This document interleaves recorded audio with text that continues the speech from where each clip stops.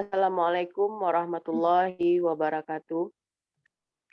Alhamdulillahirabbil alamin wassalatu wassalamu ala asrofil anbiya'i wal mursalin wa ala alihi wa ashabihi rasulillahi ajmain. Puji syukur marilah kita panjatkan kehadiran Allah Subhanahu wa taala yang telah melimpahkan rahmat dan karunia-Nya kepada kita bersama sehingga kita dapat melaksanakan presentasi kelompok 1 mata kuliah pengantar akuntansi 2 dengan judul pembahasan tentang piutang usaha.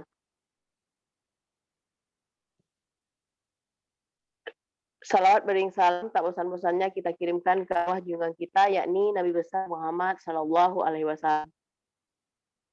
Kenalkan, kami dari kelompok 1. Saya sendiri Anita Syafuti. Yang kedua Nadia Dwi Fortuna. Yang ketiga Nesya Indah Pertiwi. Keempat Madani Alfiftah. Yang kelima Restu Aulia Rahmi. Yang keenam Rio Ferdinand. Yang ketujuh Rifo Dwi Putra. Yang kedepan Tasya Aulia Azza. Dalam pembahasan ini, materi kami mencakup kepada pengertian piutang usaha, penilaian dan pelaporan. Yang ketiga, penyisihan piutang tata kelola. Untuk tidak memperpanjang mukadimah, kita langsung saja kepada materi untuk pembacaan materi pertama yang akan disampaikan oleh Nadia Dwi Fortuna. Dan Nadia, kami persilakan. Pengertian piutang usaha. Perkenalkan, nama saya Nadia Dwi Fortuna, NIM 210122011218, akan menjelaskan tentang pengertian piutang usaha.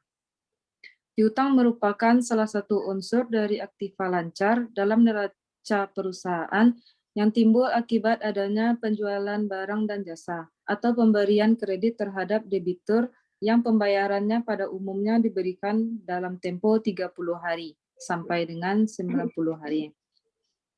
Dalam arti luas, piutang merupakan tuntutan terhadap pihak yang berupa uang, barang-barang, atau jasa-jasa yang dijual secara kredit.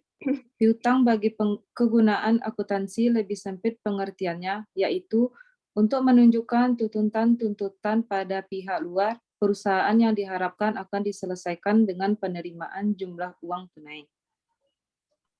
Saya kembalikan selanjutnya kepada Nesya Indah Pertiwi, dipersilakan. Oke, terima kasih kepada moderator. Saya coba melanjutkan presentasi dari kelompok kita. Perkenalkan, saya Nesya Indah Pertiwi dengan nomor NIM 2101 622011302. Contoh dari piutang usaha, misalnya kita memiliki pelanggan yang berinisial A. Pelanggan itu membeli barang dari perusahaan kita dengan harga 3 juta.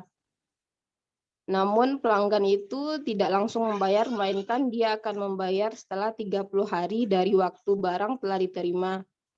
Maka dapat dikatakan bahwa perusahaan kita memiliki piutang sebesar 3 juta kepada pelanggan A tersebut.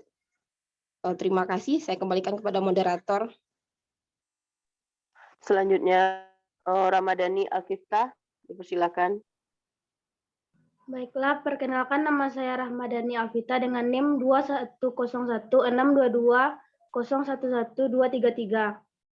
Penilaian dan pelaporan piutang. Menurut Smith dan Skoesen 2001, hal 290, piutang usaha dilaporkan pada nilai bersih yang dapat direalisasikan atau nilai kas yang diharapkan akan diterima, bukan pada nilai sekarang yang diskontakan.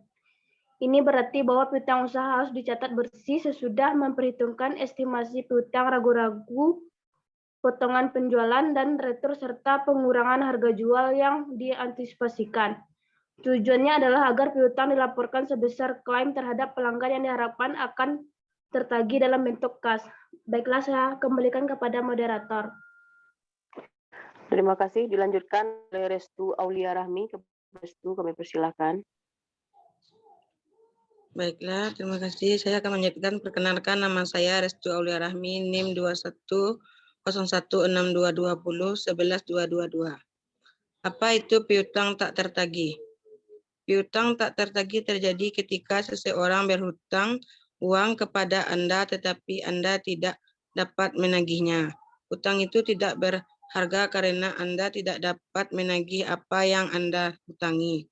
Akibatnya, Anda menghapus utang sebagai tidak tertagih. Untuk sebagian besar bisnis kecil ini terjadi ketika Anda memberikan kredit kepada pelanggan. Misalkan Anda melakukan penjualan kepada pelanggan senilai 800. Pelanggan menggunakan kredit toko dan menerima produk bisnis Anda di muka.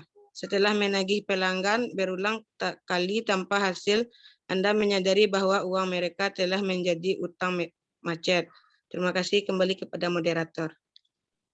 Selanjutnya, Rio Ferdinand, dipersilakan.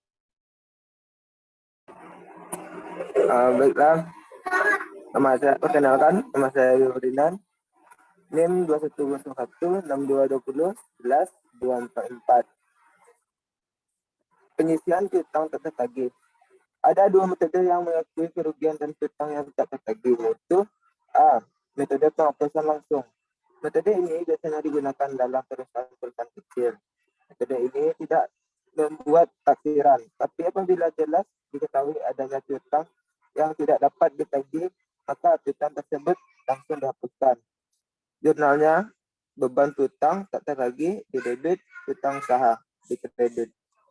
Contohnya, dari beberapa debitur diketahui bahwa salah satu debitur yang bernama DL Ross telah pindah ke luar kota tanpa memberitahu kepada pihak perusahaan, sedangkan DL Ross masih mempunyai hutang sebesar 420.000. Maka jurnal untuk menghapus perkiraan piutangnya adalah beban piutang tak tertagih dan pada piutang usaha. Beban piutang tak tertagih di debit 420 dan piutang usaha 420 di kredit. Baiklah, kembali pada moderator. Dilanjutkan oleh Rivo Dwi Putra. Baiklah, saya akan mencoba melanjutkan materi dari Rio. Perkenalkan, nama saya Rivo Dwi Putra, NIM 2101-6220-11-245. Yang kedua, allowance method atau metode penyisihan. Metode ini digunakan untuk mencatat estimasi piutang yang tak tertagih. Pencatatan ini dilakukan pada akhir periode, sehingga pada akhir periode harus dilakukan estimasi piutang yang tak tertagih. Beban tersebut akan dilaporkan sebagai beban bagian penjualan atau beban bagian umum dan administrasi, dan perkiraan penyisihan akan ditunjukkan sebagai pengurangan atas piutang usaha, sehingga piutang akan dilaporkan pada jumlah bersih dan dapat direalisasikan. Contoh, dalam saldo piutang usaha sebesar 105.000, di antaranya terdapat beberapa pelanggan yang hutangnya sudah lewat jatuh tempo selama beberapa hari yang berbeda-beda. Berdasarkan yang cermat diperkirakan bahwa piutang sebesar 3.000 benar-benar tak tertagih. Jadi jumlah usaha yang diharapkan dapat diterima adalah sebesar 105.000 dikurang 3.000 sama dengan yaitu 102.000, dan pengurangan sebesar 3.000 itu merupakan beban piutang tak tertagih untuk periode berjalan. Maka jumlahnya di debit beban piutang tak tertagih 3.000, di kredit penyisihan piutang ragu-ragu 3.000. Sekian, terima kasih. Saya kembalikan kepada moderator. Dilanjutkan oleh Tasya Aulia Azza. Baiklah, saya akan melanjutkan materi dari Rifu. Perkenalkan, nama saya Tasya Aulia Azza dengan NIM 2101-6220-11-224. Contoh soal penyisihan piutang tertagih.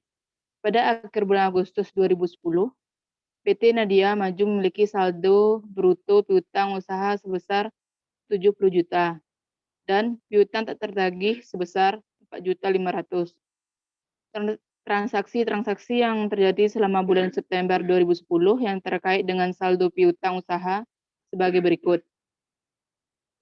Yang pertama, telah terjadi penjualan kredit sebesar 200 juta.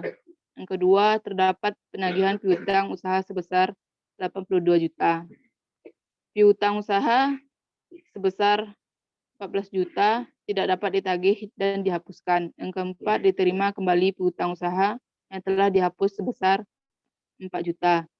Diminta buatlah ayat jurnal untuk mencatat transaksi-transaksi yang terjadi selama bulan September 2010. Jawabannya, yang pertama penjualan kredit. Di debit piutang sebesar 200 juta, di kredit penjualan sebesar 200 juta. Yang kedua, bayar piutang. Di debit kas 82 juta, di kredit piutang sebesar 82 juta. Yang ketiga, menghapus piutang. Di debit penyisihan piutang tak tertagih sebesar 14 juta. Di kredit piutang sebesar 14 juta. Yang keempat, munculnya piutang. Di debit piutang sebesar 4 juta, di kredit penyisihan piutang tak tertagih sebesar 4 juta. Yang kelima, penerimaan piutang. Di debit kas 4 juta dan di kredit piutang sebesar 4 juta. Terima kasih, saya kembalikan ke moderator. Terima kasih kepada teman-teman. Sekian presentasi dari kelompok 1 tentang piutang usaha. Jika ada salah dan hilaf, kami mohon maaf. Akhirul kalam, wabillahi taufiq wal hidayah. Assalamualaikum warahmatullahi wabarakatuh. Waalaikumsalam warahmatullahi wabarakatuh.